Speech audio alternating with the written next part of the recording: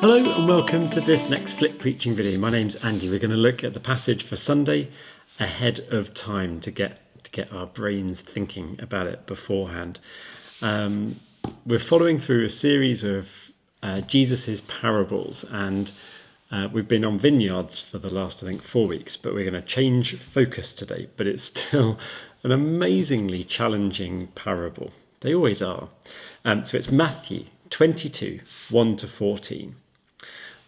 Have a read. Have you got the sheet, by the way? There's a sheet which goes with this, which has got the passage on, some things to highlight and colour code, and some other Bible verses which I think are relevant.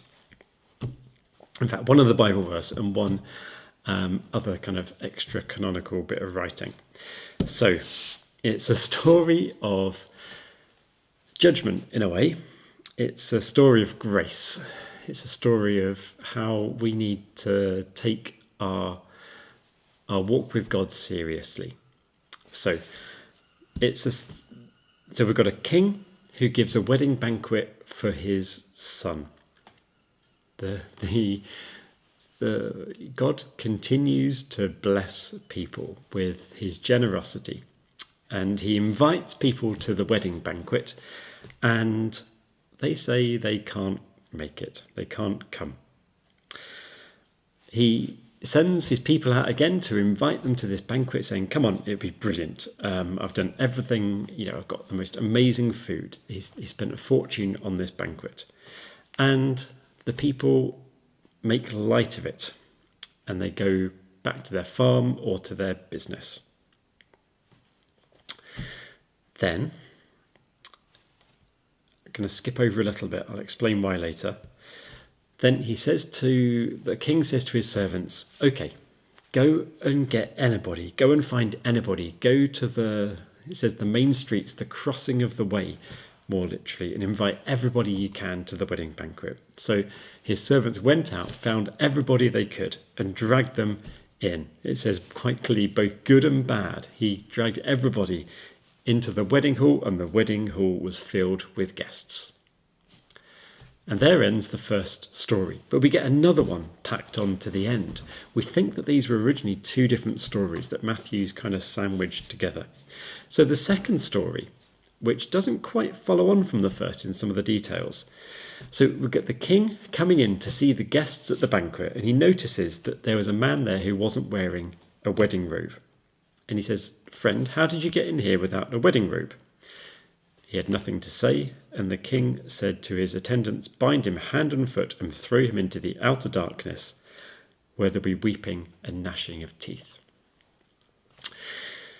The bit I skipped earlier, this was when the first batch of people who were invited said no.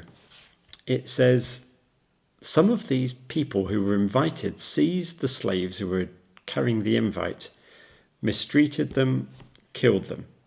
And the king was enraged and sent his troops to destroy those murderers and burn their city. Now, if we take this whole thing at face value, we end up in a bit of a muddle because it's really inconsistent. It's one of those really inconsistent stories. So let's just think about this through. If we took this as one smooth piece of writing written all at the same time, we've got a king inviting people to a banquet, and the people say, no, I'm busy. But then suddenly, in a very weird twist, they end up killing the slaves of the king. Why? And then even weirder, the king, remember, he said, I've prepared the dinner. It's hot, it's ready. The ox is killed, it's ready to go. He kind of stops that, goes off, gets an army together, destroys kills the people who murdered his servants and burned their whole city down. I don't know how long that takes. I don't know how long it takes to burn down a city, but it probably, the dinner would have gone cold by the time the whole thing was done. It makes much more sense to read it without that bit. And what we think is that Matthew added that bit in the hindsight of his knowledge of the crucifixion. So the thing about killing the son, killing the people, killing the messenger, the messenger of good news.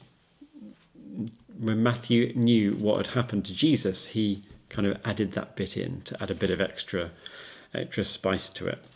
And Matthew was writing after the destruction of Jerusalem. The city of Jerusalem in AD 70 was destroyed by the Romans, completely leveled. All the Jewish people were expelled. The temple was destroyed and burned. This was the worst thing that could have happened to the Jewish people. And Matthew's gospel is in a way all about what we do once we've had that. What do the Jewish people do now that their place where they meet with God has been destroyed and trashed?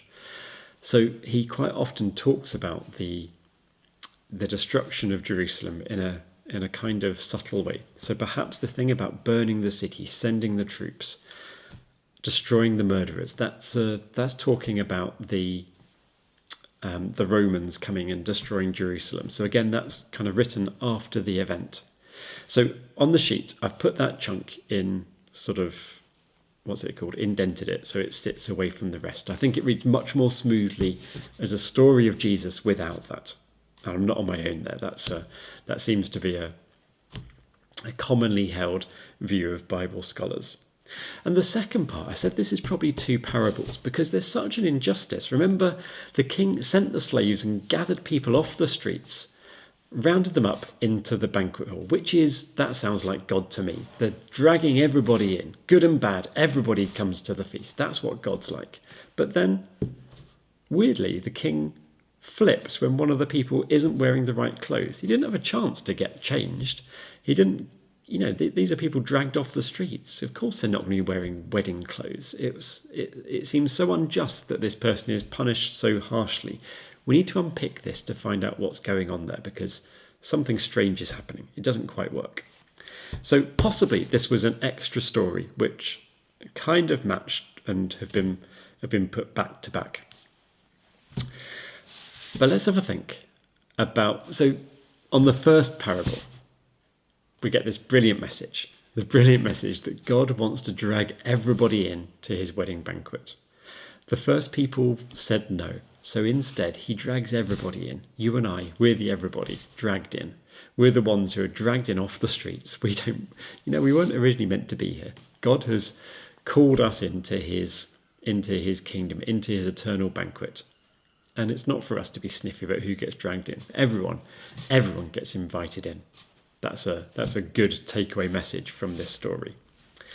But let's try and think about this thing about the wedding robes. In Colossians 3, which is on the sheet here, 3:8-11, Paul writes about how we are to take off clothes and put on new clothes. We're to take off clothes. This is kind of similar to last week, actually, with the grapes. We're to take off things like anger, wrath, malice, slander, and abusive language. He says, seeing that you have stripped off the old self with its practices and have clothed yourself with a new self. Skipping a little, as God's... this bit I'm skipping.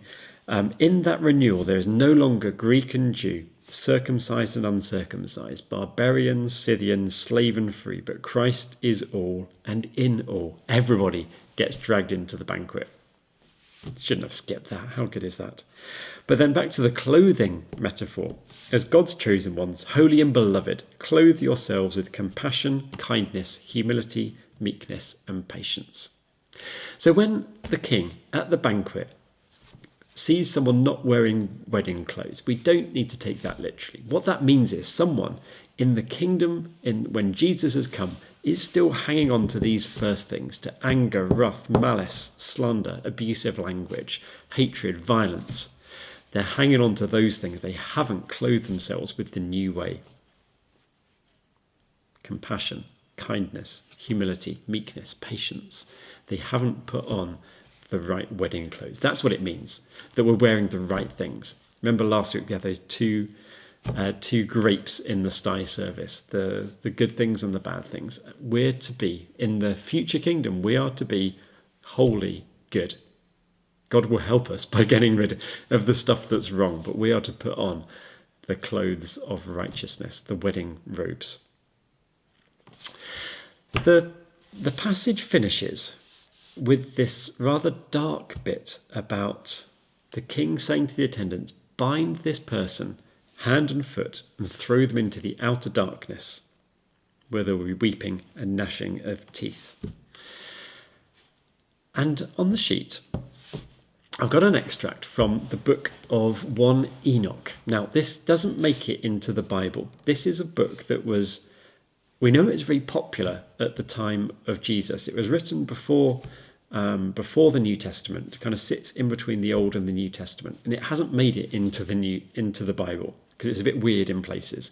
But it was really influential. There are quite a lot of things which have.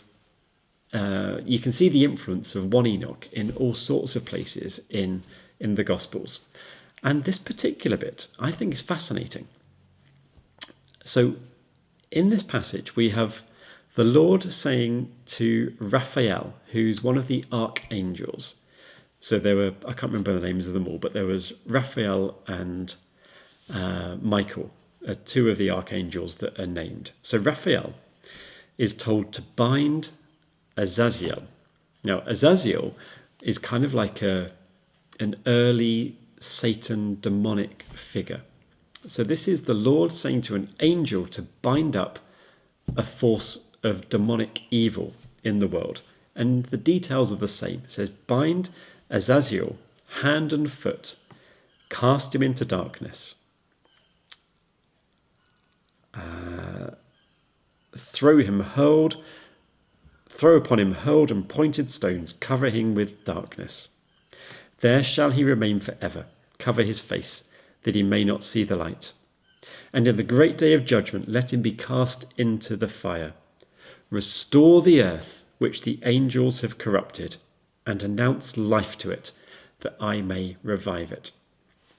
So in this passage, which we need to treat kind of at arm's length, because it's not quite part of the Bible, biblical canon, but still, there was this understanding that God would send angels to bind up supernatural forces of evil which had corrupted the earth, get rid of the rottenness in the world, and announce life to the world, that God will revive it. It's saying that God is going to root out evil, the causes of evil in the world. And depending on your theology, you might think of that as a spiritual entities, like Satan and his demonic realms. They're the ones who get bound up hand and foot and thrown into the outer darkness. They're the ones who are destroyed in the sea of fire. The people are left uncorrupted with new life announced to them. There are lots of stories of God gathering up the weeds and the wheat and burning one and leaving the other. God is going to get rid of the sour grapes in the world, the evil influences, and instead leave everybody pure and holy. We've all got evil influences within us. We've got evil traits and characteristics, and they're going to go. So I think this is saying that in the future, we will not be mixed, good and bad. We will just be good. We will be sanctified, to use John Wesley's word. The evil in us will be taken out of us. It's good to get rid of that now. It's good to put on the clothes now. But the evil in us will get taken away. But we will stand intact as we're meant to be in the right clothes in the wedding banquet of the King. And you know what? Everyone else is going to be there too. That seems to be the shocking good news of this story. Everybody gets dragged in to God's wedding banquet, God's eternal future. And that's deeply good news. So a few questions which I've kind of alluded to throughout this. So firstly, what do you make of the suggestion I've made that this passage is a patchwork of different bits? So verses 6 to 7 sitting differently, verses 11 to 14 being a different story bolted on. Secondly, what do you think about the link between the Colossians passage about what the clothes represent? So not taken literally as physical clothes, but as our character, as the things we do. And Thirdly, how does that thing about Raphael and Azazel from the Book of 1 Enoch, how does that influence what you think about the binding hand and foot and throwing into the outer darkness, where there is weeping and gnashing of teeth? Does that help you to read that in a different way? And finally, why is this good news today? How's this good news for the world? Okay, thank you for joining me. I'd love to hear what you think. Cheerio. Bye-bye.